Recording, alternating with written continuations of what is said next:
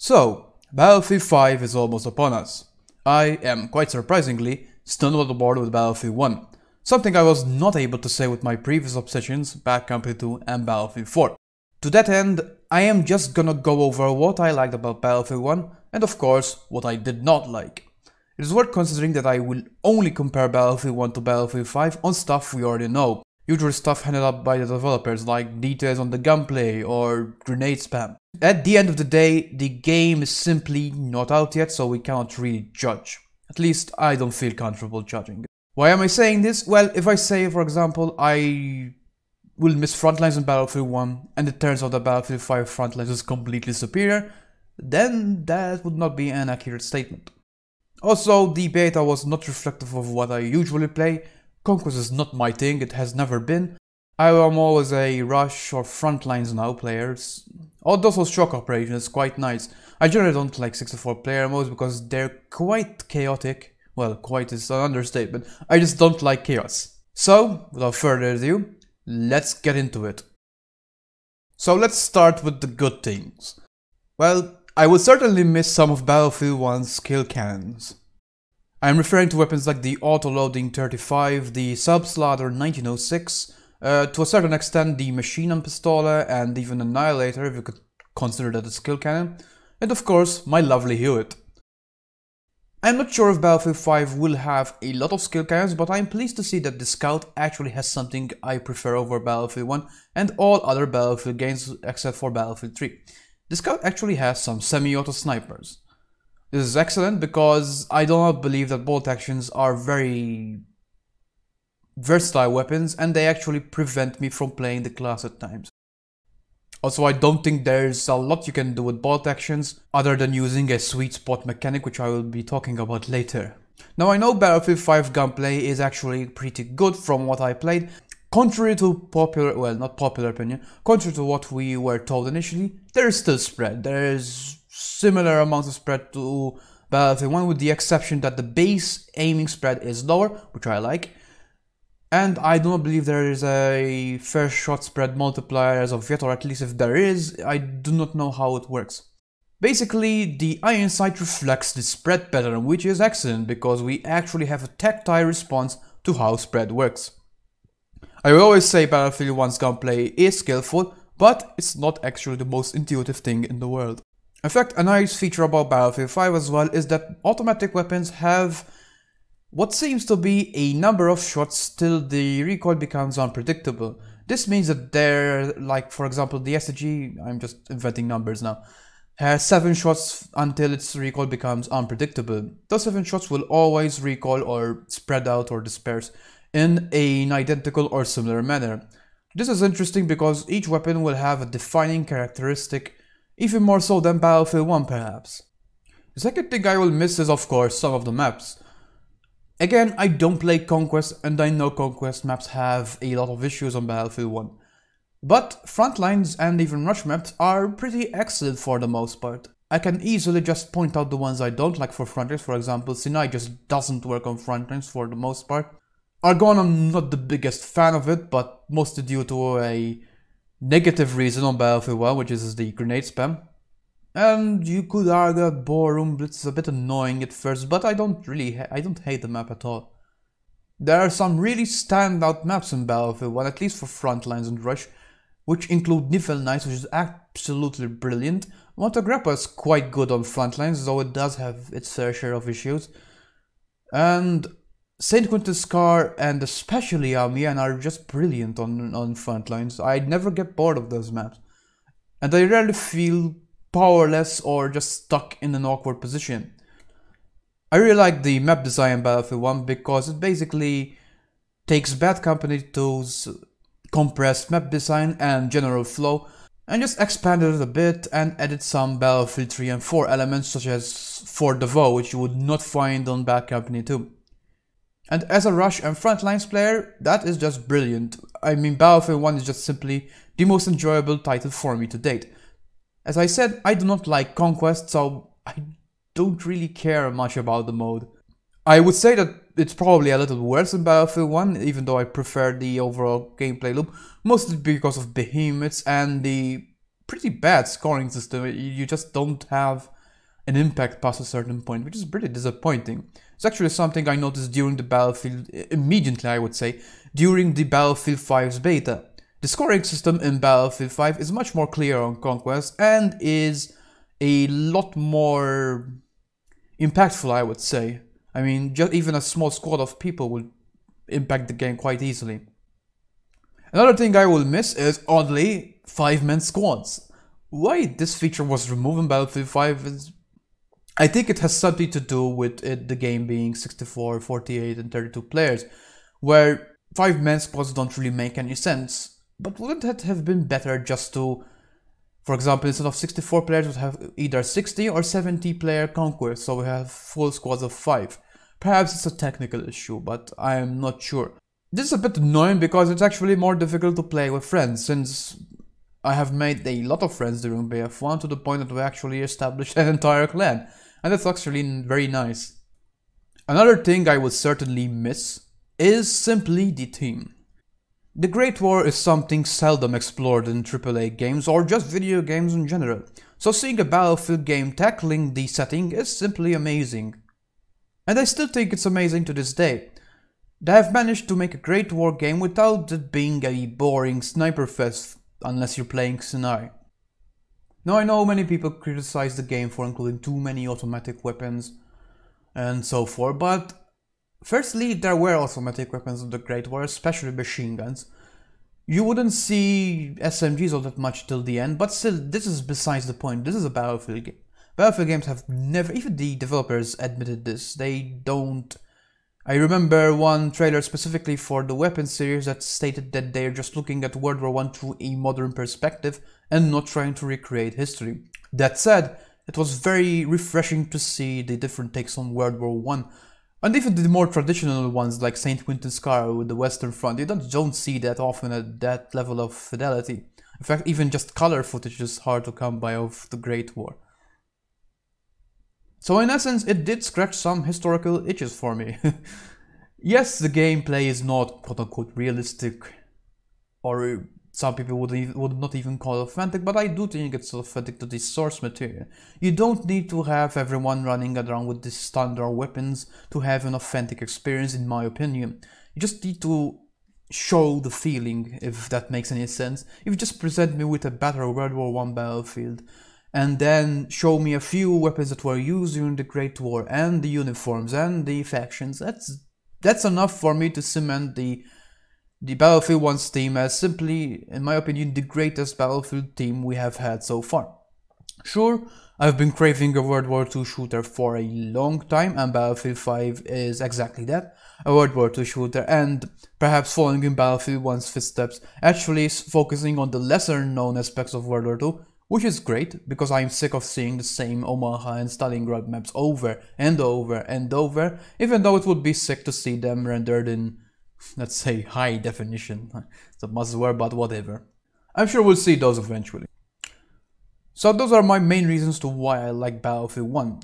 I might add those reasons are extremely important to me, and, well, they make up my core experience for why I enjoy Battlefield 1 so much and is my favorite in the franchise. However, there are some things which really annoy me. They are usually one or two simple things, but really grate on me. The first one is obvious, everyone knows this. Battlefield 1 is probably the worst game when it comes to grenade spam after Bad Company 2. It features annoying gadgets like the gas grenade and, oh god, the fire grenade, which functions basically as an area denial and also an impact grenade. They are thrown way too often, they are extremely frustrating, and they simply stop the flow of the gameplay, especially on chaotic 64-player maps, which I just find unplayable at times. I really don't understand how people play our gun. That I know Locker and Metro had the same problem, but gas and fire in particular just amplify it to the umpteenth degree. It's very, very frustrating, and I'm very glad to see that the gas grenade will not be returning to Battlefield 5. The fire grenade is significantly worse, and grenade spammage is much less reduced thanks to the attrition system. Though unfortunately for some reason they felt the need to return the impact grenade, which is going to be very annoying potentially, even more so since we don't have full health regeneration. The second reason is another simple thing, the melee system. While I don't think it's as bad as Battlefield 4 and God help us Bad Company 2, it still was pretty annoying. Yes, they went through the trouble of actually giving us 3 types of melee weapons, which is a refreshing change, even though Hardline did melee better in my opinion.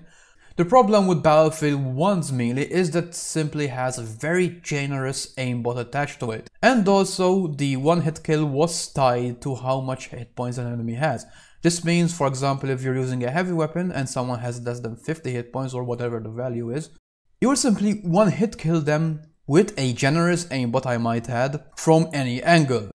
Now, Battlefield 5 thankfully did away with this by reducing the hit points required for a one-hit kill significantly, like 20s or something like that, reducing the aimbot, or I think removing it completely, I didn't see it at all, and also reducing the minimum activation range for melee in terms of from what range you can lock onto a target, which is actually fantastic. This means melee is far less annoying in Battlefield 5, and I'm thankful that finally a Battlefield game has, once again, a melee system that's not frustrating and feels like the Xbox 360 console like this craze, if that makes any sense. Something I would definitely not miss from Battlefield 1, or indeed any other Battlefield game, is paid DLC and the premium system. Now I know they both have pros and cons, but I think it's high time we finally try out something different. I think the live service approach, while it can be about in terms of let's include this feature later, like for example RSP, it will actually include meaningful additions to the game for free. Why meaningful? When you have a stipulated premium contract like we must have 4 or 6 maps, we must have a game mode, this means that developers will just develop those content packs just to fulfill that quota. The Tides of War timeline is actually much more streamlined and doesn't just include 5 random maps like that. The major advantage to this is that the maps actually are an addition to the game. You will never be faced with the situation of, do I want to play the DLC or do I want to play the vanilla mode?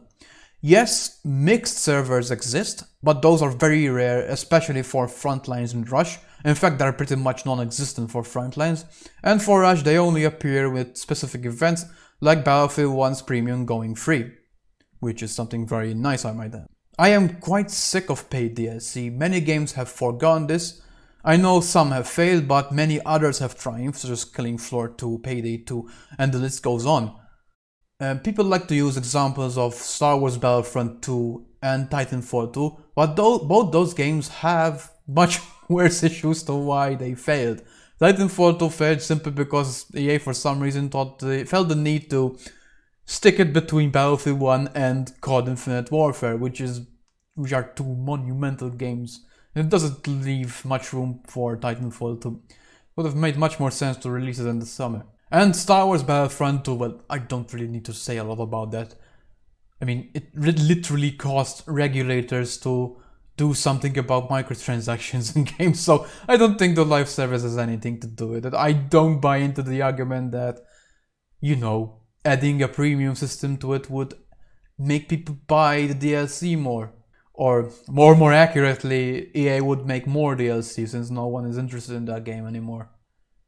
I seriously doubt that, especially Star Wars fans, people would shell out more for a game that shady. I hate saying it, but it's true. I mean, microtransactions in a €60 game is just... It's not the microtransactions the problem, it's the greediness of it all. It's tied to the progression system and the loot box system. It's so awful that I didn't even want to play it. That's so bad. I wanted to play it, but after I learned how predatory the MTXs were, I just couldn't bring myself to buy the game, much less any potential DLC. That would be insane. But that was a bit of a tangent. So, in conclusion, I just wanted to say that I will not be missing the premium system. Another more gameplay related thing I will not miss from Battlefield 1 is visual recoil. We've had this in Battlefield 4 as well, but it was fixed, sort of, using the red dot sights. It was not fixed for the iron sights, but this was not a huge issue for that game. Battlefield 5 simply does not have visual recall, and that's an enormous plus. It also doesn't have too much reticle bounce, in the sense when you move, the reticle doesn't move all over the place. I mean, this just contributes to a different flow to the gameplay, perhaps a rather more fast-paced one from moment to moment gameplay. I don't think Battlefield 1's movement on, not the visual recall, the scope sway while moving is necessarily bad, it just reflects a different type of game. But I am happy to see it gone. And tied to that is the more fluid movement system Battlefield 5. In fact, it's one of the most fluid movement systems I've ever seen. I wasn't too annoyed by Battlefield 1's movement system, mostly because I'm a high sensitivity player, but I did not agree with not the crowd slide nerf itself. I think it was valid, but the decision to tie it to mouse sensitivity. Basically, when you crowd slide, your mouse sensitivity would go down, and this meant that most people, especially pro players using slow mouse sensitivity, simply could not crowd slide. I had a bonanza with this because I was simply much faster than everyone, but still, that's not very fair. And the last point I would like to make: thank God there are no more artillery strikes. You have no idea how frustrating it is to play a more tactical 24-player game mode like Rush, or even Frontline, just to get bombarded non-stop by artillery strikes you could barely react to. It just boggles my mind that they thought that was a good idea. It just destroys the mode at times. And what's worse, it doesn't matter if you're winning or losing. If you're losing by a huge margin, the enemy team will still bombard you into oblivion. So any chance of comeback is significantly reduced. What's more frustrating is that I can simply call in an artillery strike that hits the MCOM itself. Imagine being the only squad or even the only person to be behind enemy lines and arming the objective, only to be destroyed because someone held E on the other MCOM. How fun is that? It just boggles my mind that it was a good idea, and it would have been a simple thing to fix. Just disable it. We don't need it. It doesn't add anything to Rush.